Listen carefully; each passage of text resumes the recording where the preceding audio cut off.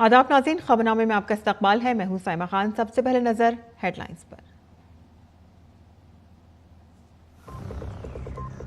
नायब सदर जमहूरिया के इंतखाब के लिए वोटिंग आज। एनडीए के उम्मीदवार सीपी राधाकृष्णन और इंडी इत्तेहाद के उम्मीदवार बी सुदर्शन रेड्डी के दरमियान है मुकाबला। आज ही होगी वोटों की गिनती।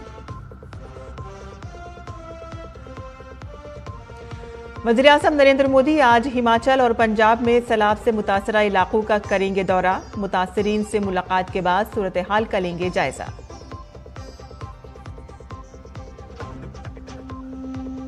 मॉरिशस के वज़ीर-ए-आज़म नवीन चंद्र राम गुलाम आज से भारत के दौरे पर। 8 रोज़ा दौरे के दौरान सदर जमहूरिया द्रौपदी मुर्मू और पीएम मोदी से करेंगे मुलाकात। नेपाल में तशद्दुद और मुजाहिरों के बाद हुकूमत ने सोशल मीडिया पर से उठा ली पाबंदी। एहतजाज के दौरान 19 अफराद हलाक।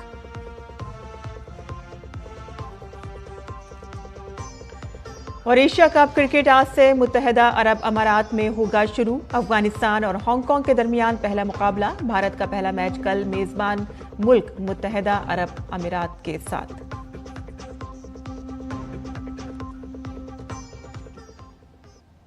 और अब खबरें तफसील से।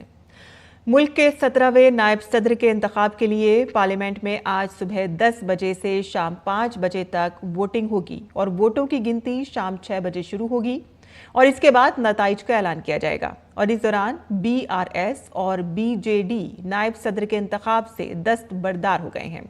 दोनों जमातें किसी इत्तेहाद की हिमायत नहीं करेंगी और इससे एनडीए की पोजीशन मजीद मजबूत हुई है। और इस दौरान एनडीए और इंडी इत्तेहाद के उम्मीदवारों ने अपने हक में हिमायत हासिल करने का सिलसिला जारी रखा।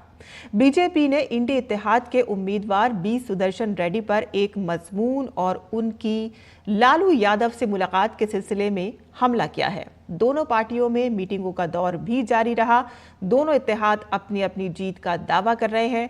पार्लियामेंट का हिसाब फिलहाल एनडीए के उम्मीदवार सीपी राधाकृष्णन के हक में जाता हुआ नजर आ रहा है। देखते हैं हमारी ये पूरी रिपोर्ट। नायब सदर के ओहदे के लिए आज होने वाली वोटिंग के लिए हुक्मरां एनडीए और अपोजिशन इंडी इत्तेहाद ब्लॉक दोनों ने अपनी पूरी ताकत लगा दी है। हर पार्टी चाहती है कि उसका उम्मीदवार नायब सदर बने और पार्लियामेंट के ऐवान बाला यानी कि राज्यसभा का चार्ज संभाले। आज होने वाले इंतखाबात को लेकर दोनों पार्टियों में मीटिंगों का सिलसिला जारी रहा। मुकाबला अब दिलचस्प मोड़ पर आ चुका है, जहां इंतखाब को लेकर सियासी मुहासरा भी बढ़ गया है। इंडी इत्तेहाद के नायब सदर के उम्मीदवार के इंतखाब को लेकर ऑपोजिशन पहले ही बीजेपी के निशाने पर है। और इस दौरान बी सुदर्शन रेड्डी के आर्टिकल मुल्क की आत्मा को बचाने के लिए मुझे वोट दो को लेकर बीजेपी जारहाना है। हम सभी जजेस की बहुत इज्जत करते हैं, चाहे वो सिटिंग जज हो या रिटायर्ड जज हो। लेकिन जब कोई जज चुनावी अखाड़े में आता है और कुछ बड़ी बड़ी बातें करते हैं तो सवाल तो उठेंगे। अब देखिए, उनका आज का स्टेटमेंट है, एक अखबार में छपा है, vote for me to save soul of the nation, opposition VP pick. और देश के कॉन्शियंस को बचाने के लिए बहुत बड़ी बड़ी बातें की गई है। और इस दरमियान बी सुदर्शन रेड्डी की हाल ही में लालू प्रसाद यादव से मुलाकात को लेकर बीजेपी ने अखलाकी बुनियादों पर बी सुदर्शन रेड्डी को भी घेर लिया है। दोनों की मुलाकात की तस्वीर शेयर करते हुए बीजेपी लीडर अमित मालवीय ने लिखा कि सुप्रीम कोर्ट के साबिक जज और इंडी इत्तेहाद के मुश्तरका उम्मीदवार बी सुदर्शन रेड्डी ने हाल ही में चारा घोटाले के मुजरिम लालू प्रसाद यादव से मुलाकात की, जो ना तो रुकन पार्लियामेंट हैं और ना ही नायब सदर के इंतखाबात में वोट डाल रहे हैं। ये न सिर्फ एक हौलनाक मंजर है, बल्कि एक आला आईनी ओहदे के ख्वाहिशमंद शख्स का अवामी जिंदगी में दयानतदारी पर एक चौंका देने वाला बयान है। और इससे भी ज्यादा चौंकाने वाली बात यह है कि आम मुश्तबा अफराद यानी कि रिटायर्ड जजों और आईनी अखलाकियात के खुद साख्ता मुहाफिजों की खामोशी, उनकी मुनाफिकत बेनकाब हो चुकी है। हम बहुत बढ़िया बहुमत से आ रहे हैं। पूरा एनडीए के साथ और भी लोग हमको वोट कर रहे हैं। पूरी एकजुटता के साथ और मुस्तैदी के साथ एनडीए के उम्मीदवार आदरणीय प्रधानमंत्री नरेंद्र मोदी जी द्वारा घोषित उम्मीदवार के समर्थन में खड़ा है। आप देखोगे कल जो एनडीए का नंबर है उससे कई ज्यादा नंबर देखने के लिए मिलेगा। एक तरफ हुक्मरान जमात इलेक्शन जीतने के लिए पुरएतमाद है, वहीं ऑपोजिशन भी इसे नजरियात की जंग करार दे रही है और उसे भी मुस्बत नताइज की उम्मीद है। Election is a platform to put forward the issues of the country at large, to place forward the kind of personality we believe is fit for the office of the Vice President. वो किसी भी political party से belong नहीं करती है। सबसे अच्छी बात ये है वो जस्टिस है। तो इसमें क्या है कि जो वाइस प्रेसिडेंट होते हैं हमारे देश के, वो राज्यसभा के भी चेयरमैन होते हैं और राज्यसभा के चेयर पर जो बैठते हैं उनको बायस्ड नहीं होना चाहिए। इस दौरान बीजेडी ने नायब सदर के इंतखाब से दूर रहने का फैसला किया है। हम होने वाले कल के उपराष्ट्रपति जी के चुनावों से हम एब्सटेन रहेंगे। बीजू जनता दल, एनडीए और इंडिया अलायंसेस दोनों तरफ से हम इक्विडिस्टेंट हैं। नायब सदर का इंतखाब भारतीय आईन के आर्टिकल 66 के तहत किया जाता है, जिसमें दोनों ऐवानों के मुंतखब और नामजद अरकान शामिल होते हैं, जबकि सदारती इंतखाब की तरह इसमें भी रियासती असेंबलियों का कोई किरदार नहीं होता और सियासी जमातें नायब सदर के इंतखाब में वोटिंग के मामले में अपने अरकान असेंबली को कोई व्हिप जारी नहीं कर सकती। वोटिंग की बारीकियों और खुफिया रायशुमारी की तकनीक को बेहतर तौर पर समझने के लिए बीजेपी ने अपने अरकान असेंबली को मुत्तहद रहने के लिए 2 रोजा खुसूसी तरबियती सेशन का एहतमाम किया। पीएम मोदी समेत तमाम बड़े लीडर इसमें मौजूद थे। वहीं दूसरी जानिब इंडी ब्लॉक भी मुसलसल मीटिंगों में मसरूफ रहा ताकि कोई तकसीम ना हो और तमाम मेंबरान पार्लियामेंट मुत्तहिद होकर वोट दें। ताहम नायब सदर के ओहदे के लिए हुक्मरान एनडीए के उम्मीदवार सीपी राधा कृष्णन और इंडी इत्तेहाद के उम्मीदवार सुदर्शन रेड्डी के दरमियान होने वाले इस दिलचस्प मुकाबले में एनडीए तादाद के लिहाज से ऑपोजिशन से बहुत आगे दिखाई दे रहा है। ऋषि कुमार की रिपोर्ट, डीडी न्यूज उर्दू खबरें। इंडी इत्तेहाद के नायब सदर के उम्मीदवार और सुप्रीम कोर्ट के साबिक जज बी सुदर्शन रेड्डी की हालिया मुलाकात को लेकर एक तनाज़ा खड़ा हो गया है।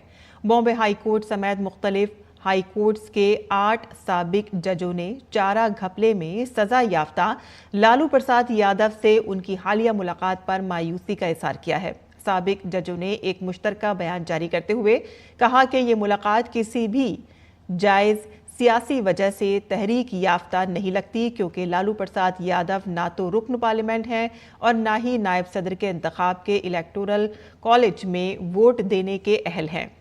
साबिक जजेस ने अपने बयान में मजीद लिखा कि ये बात तशवीशनाक है कि इतना बावकार अदालती पस मंजर रखने वाला शख्स आज़ादाना तौर पर सजा याफ्ता रहनुमा के साथ जुड़ा रहा है। उन्होंने इस बात पर भी सवाल उठाए हैं कि बाज़ सियासी जमातें जो मामूली बातों पर भी आवाज़ उठाती हैं, इतने संगीन मामले पर खामोश हैं। मॉरिशस के वजीर आज़म डॉक्टर नवीन चंद्र राम गुलाम आज से भारत के 8 रोज़ा सरकारी दौरे पर हैं। ये उनकी मौजूदा दौरे हुकूमत में भारत का पहला सरकारी दौरा है। अपने दौरे के दौरान वो सदर द्रौपदी मुर्मू और वजीर आज़म नरेंद्र मोदी से मुलाकात करेंगे। मीटिंग के दौरान मॉरिशस के वजीर आज़म डॉक्टर राम गुलाम और वजीर आज़म नरेंद्र मोदी के दरमियान स्ट्रेटेजिक शराकतदारी को मजीद मजबूत बनाने पर बातचीत का इम्कान है और इसके अलावा वो मुंबई, वाराणसी, अयोध्या और तिरुपति भी जाएंगे।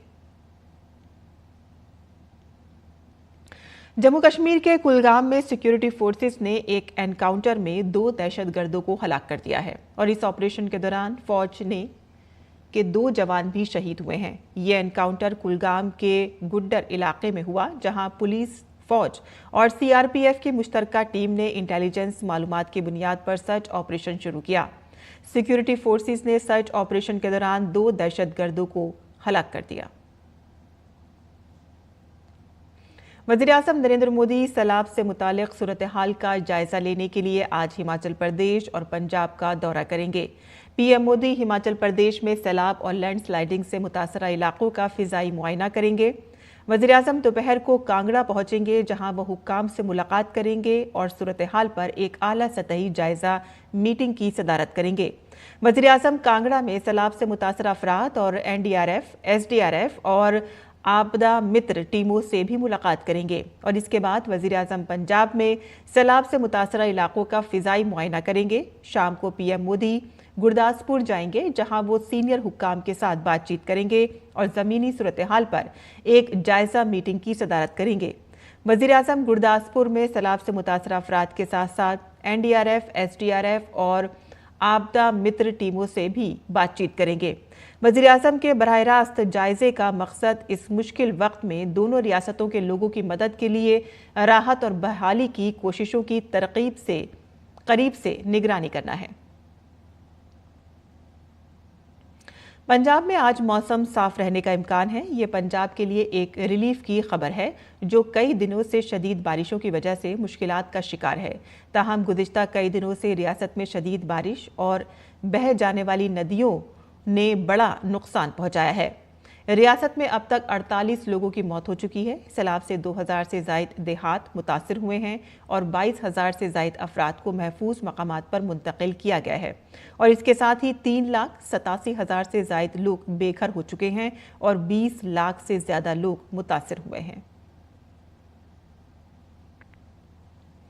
56वें इंजीनियरिंग एक्सपोर्ट प्रमोशन काउंसिल यानी कि EEPC इंडिया नेशनल अवार्ड्स की तकरीब दारुल हुकूमत दिल्ली में मुनक़िद हुई। इस मौके पर मरकज़ी वज़ीर तिजारत और सनत पीयूष गोयल ने कहा कि आज मुल्क ज़ीरो डिफेक्ट ज़ीरो इफ़ेक्ट की हिकमत अमली के साथ आगे बढ़ा है। मरकज़ी वज़ीर पीयूष गोयल ने भारत में आला मयार की मसनूआत की तैयारी और फ़रोख्त पर जोर दिया।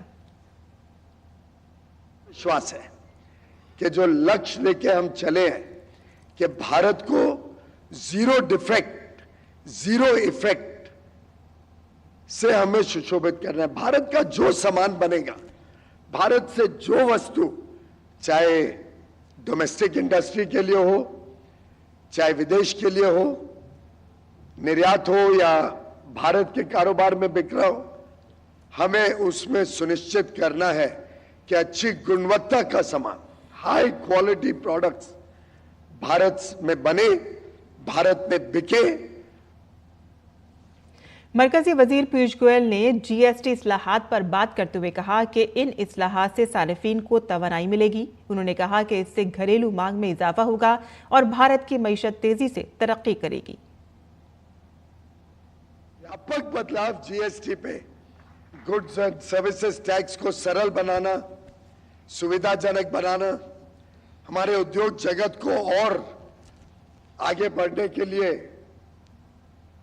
एक साझेदार के रूप में GST ने बहुत महत्वपूर्ण योगदान दिया है। और जो दरों में कमी की गई है, the rate cuts along with simplification, ये जो भारत के अंदर उपभोक्ताओं के बीच में एक और ऊर्जा देगा, डोमेस्टिक डिमांड को और बढ़ाएगा, उससे भारत की अर्थव्यवस्था आगे और तेजी से बढ़ेगी। मेहनत और रोजगार की वजारत और क्विकर जॉब्स ने नई दिल्ली में एक MOU पर दस्तखत किए, जो national career service NCS portal के जरिए रोजगार के शोबे को मजबूत बनाने की सिमत एक अहम कदम है। इस MOU पर मरकजी वजीर मेहनत और रोजगार डॉक्टर मनसुख मंडाविया और मेहनत और रोजगार की वजीर ममलिकत शोभा करंदलाजे की मौजूदगी में दस्तखत किए गए। डॉक्टर मनसुख मंडाविया ने कहा कि ये मुल्क के नौजवानों को एक प्लेटफॉर्म पर मुलाजमत की मालूमात फराहम करने की कोशिश है। नेशनल करियर सर्विस पोर्टल में 46 लाख आसामियां दिखाई गई हैं, जहां बैनुल-अक़वामी मुलाजमतों के लिए भी 28,000 से ज़ायद आसामियां हैं और इसके जरिए रोजगार फराहम करने वाले इदारों को आपस में मिलाने और जोड़ने की कोशिश की जा रही है और इसके साथ साथ इंटीग्रेशन, मेंटरशिप की ज़रूरत है और इसके लिए मेंटर टुडेर भी ज्वाइन कर रहे हैं। मुख्तलिफ कोशिशों के जरिए गुज़िश्ता माह 18 लाख अफराद को रोजगार मिला है। देश के और एम्प्लॉयमेंट के साथ जुड़े हुए ऑर्गेनाइजेशन, एम्प्लॉयमेंट देने वाले ऑर्गेनाइजेशन, प्लेटफॉर्म प्रोवाइड करने वाले organisation national career service portal के साथ इंटीग्रेटेड हो, इसके लिए पिछले 1 साल में बहुत कुछ प्रयास करा गया। एक तरफ से जॉब भी दिलवाना, दूसरी तरफ से उसको सोशल सिक्योरिटी भी देना, ये दोनों काम हमारे डिपार्टमेंट में हो रही है। हम अलग अलग कंपनी के साथ MOU कर रहे हैं। आज क्विकर जॉब्स एंड मेंटर के साथ हम MOU किया, वो भी NCS पोर्टल के साथ जुड़ेंगे एंड हमारा कानूनी क्या है उसके तरफ वो भी चलेंगे। हम साथ साथ आने वाले दिन में भारत को विकसित भारत बनाना। और इसके साथ ही MOU पर दस्तखत करने वाली कंपनियों के अहदेदारों का कहना है कि वो हुकूमत के साथ मिलकर रोजगार फराहम करने के लिए बहुत पुरजोश हैं और इससे न सिर्फ बेरोजगार नौजवानों को रोजगार के बारे में दुरुस्त और तफसीली मालूमात मैसर होगी, बल्कि वो रोजगार के साथ साथ रहनुमाई भी हासिल कर सकेंगे। We collaborated and also the MOU we have been continuing with Ministry of Labour and Employment for the continuously for the next year, coming year also, and we have been there with NCS from last 6 years now, and we have been actively participating in terms of all the developments. Those who have a mentor when they take on their first job are 2 times more likely to continue in the job for a longer time. And under the Pradhan Mantri Viksit Bharat Rozgar Yojana, key initiative of the Ministry of Labour and Employment is to provide a financial incentive to the new job entrant. But to ensure that they are able to sustain in the job, through this MOU, we will be providing a personalized mentor. वज़ीर ख़ारजा doctor S Jaishankar ने BRICS लीडरों की meeting में virtual तौर पर शिरकत की। उन्होंने इस बात पर जोर दिया कि ब्रिक्स ममालिक को आलमी मईशत को मुस्तहकम करने, ग्लोबल साउथ पर जारी तनाज़ात के असरात को हल करने और कसीर फ़रीक़ी इस्लाहात की फ़ाल हिमायत के लिए काम करना चाहिए। उन्होंने कहा कि दुनिया को पायदार तिजारत के फ़रोग़ के लिए तामीरी और बाहमी ताउन पर मबनी नुक्ता नज़र अपनाने की ज़रूरत है। World requires constructive and cooperative approaches to promote trade that is sustainable. Increasing barriers and complicating transactions will not help. Neither would the linking of trade measures to non-trade matters. The BRICS itself can set an example by reviewing trade flows among its member states. Where India is concerned, some of our biggest deficits are with BRICS partners, and we've been pressing for expeditious solutions. We hope that this realization will be part of the takeaways from today's meeting. वज़ीर ख़ारजा doctor S Jaishankar ने कहा कि आज दुनिया को मौजूदा तनाज़ात के फौरी हल की ज़रूरत है। उन्होंने तनाज़ात के असरात पर भी रोशनी डाली। The world today also seeks an urgent resolution of ongoing conflicts. The global south has experienced a deterioration in its food, energy and fertilizer security. Where shipping is targeted, not just trade, but livelihoods also suffer. A selective protection cannot be a global answer. An early end to the hostilities and undertaking diplomacy to ensure a durable solution is the obvious pathway before us. और गैर मुल्की खबरों की बात करें तो नेपाल में social media पर पाबंदी हटा दी गई है। पाबंदी हटाने का ऐलान वज़ीर आज़म के पी शर्मा ओली की हुकूमत में इत्तलात और नशरियात के वजीर पृथ्वी सुब्बा गुरुंग ने किया और इससे पहले कल सोशल मीडिया पर जेनजी की पाबंदी के खिलाफ एहतजाज में सूरत हाल पुरतशद्दुद हो गई। हालात की संगीनी को देखते हुए नेपाल हुकूमत ने रात गए काबीना की मीटिंग बुलाई। इजलास में आला सतह की इंक्वायरी कमेटी बनाने का फैसला किया गया। काबीना इजलास में फैसला किया गया कि यह कमेटी आइंदा 15 रोज़ में अपनी रिपोर्ट हुकूमत को पेश करेगी। मुजाहिरीन का बुनियादी मुतालबा हुकूमत की जानिब से सोशल मीडिया पर पाबंदी वापस लेने का था, लेकिन जब मुजाहिरीन और सिक्योरिटी फोर्सेस के दरमियान झड़प हुई तो हालात काबू से बाहर हो गए। पुलिस ने हुजूम पर काबू पाने के लिए ताकत का इस्तेमाल किया, जिसमें 19 अफराद हलाक और 250 से ज़ायद जख्मी हुए हैं। इस संगीन सूरत हाल की अखलाकी जिम्मेदारी लेते हुए वज़ीर दाखिला रमेश लेखक ने इस्तीफ़ा दे दिया है। इजराइल ने गजा में अल रुया टावर को निशाना बनाया। इजरायली डिफेंस फोर्सेस को इत्तला मिली थी कि हमास के अफराद इस इमारत को इस्तेमाल कर रहे हैं और इसके साथ ही IDF ने गजा में कई सुरंगों को भी नाकारा बना दिया है। ये हमला इजराइल की जानिब से इमारत के अंदर और उसके इर्द गिर्द खेमों में मुकीम लोगों को निकालने के 3 घंटे बाद किया गया और इसी दौरान इजरायली वज़ीर-ए-आज़म बेंजामिन नेतन्याहू ने गजा शहर के मकीनों को खबरदार किया कि वो वहां से चले जाएं। नेतन्याहू ने कहा कि 2 दिनों में 50 टावर्स को मुनहदिम करने के बाद अब फौज गजा शहर में ज़मीनी मरहले के लिए मुनज़्ज़म हो रही है और इसके साथ ही शाम की वज़ारत ख़ारजा ने इजरायली फ़िज़ाई हमलों की मज़म्मत करते हुए इसे इलाक़ाई इस्तेहकाम की संगीन खिलाफ वर्जी करार दिया। अक़वाम मुत्तहिदा की जनरल असम्बली का 80वां इजलास आज से शुरू होगा। ये सेशन आज से 24 सितंबर तक न्यूयॉर्क में मुनक़िद होगा। ये सेशन अक़वाम मुत्तहिदा के तमाम 193 रुकन ममालिक को सालाना इज्तिमा होगा और ब्राज़ील अक़वाम मुत्तहिदा की जनरल असम्बली के इस इजलास में पहला स्पीकर होगा और इसके बाद अमेरिका अगला स्पीकर होगा। अमेरिकी सदर डोनाल्ड ट्रंप 23 सितंबर को UNGA के प्लेटफॉर्म से आलमी रहनुमाओं से खिताब करेंगे।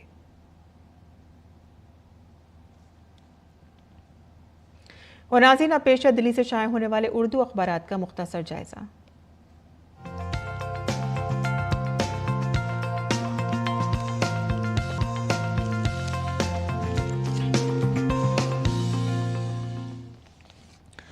दिल्ली से शाये होने वाले उर्दू के अखबारात पर अगर नज़र डालें तो हम यहाँ पर रोज़नामा राष्ट्रीय सहारा के सफ़े अव्वल से कुछ सुर्खियाँ ली हैं। यहाँ बता दें आपको कि सुप्रीम कोर्ट ने पीर के रोज़ अलीगढ़ मुस्लिम यूनिवर्सिटी की पहली खातून वाइस चांसलर के तौर पर प्रोफेसर नईमा खातून की तकर्री से मुतालिक इलाहाबाद हाई कोर्ट के हुक्म को बरकरार रखने का फैसला सुनाया है। आगे की खबरें भी जान लेते हैं।